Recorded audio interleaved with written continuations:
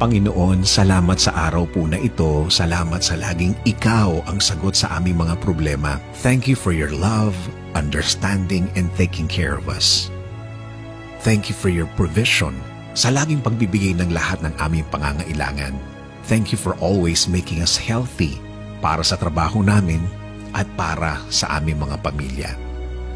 Panginoon, we are in the middle of stress. Nasa sitwasyong hindi na naman namin alam kung ano ang iisipin at ano ang aming gagawin.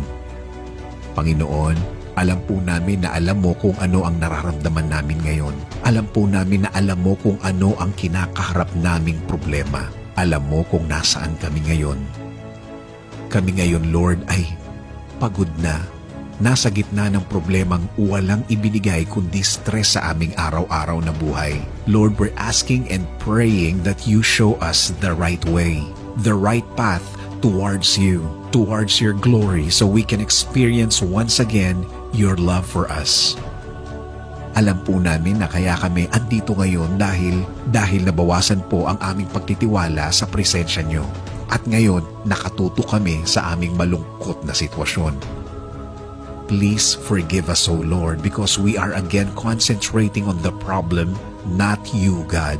But now, thanks for your kindness that we now realize that we have a good God, a God that provides, a God that loves us, a God that gives answer to all of our prayers.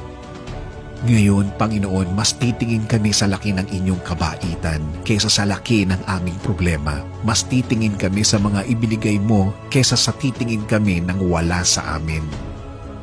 Salamat din, Panginoon, sa tuloy-tuloy niyong pag-aalaga sa amin at sa aming pamilya. Gawin niyo po silang ligtas lagi sa lahat ng masama. Huwag niyo po silang pabayaan, Panginoon, and please continue protecting them. At Lord, i-bless niyo rin po ang lahat ng pamilyang Pilipino sa buong mundo. Patuloy niyo po silang alagaan at protektahan.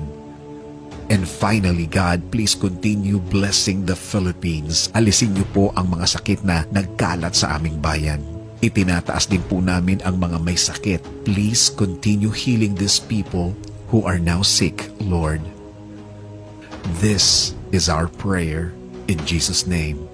Amen.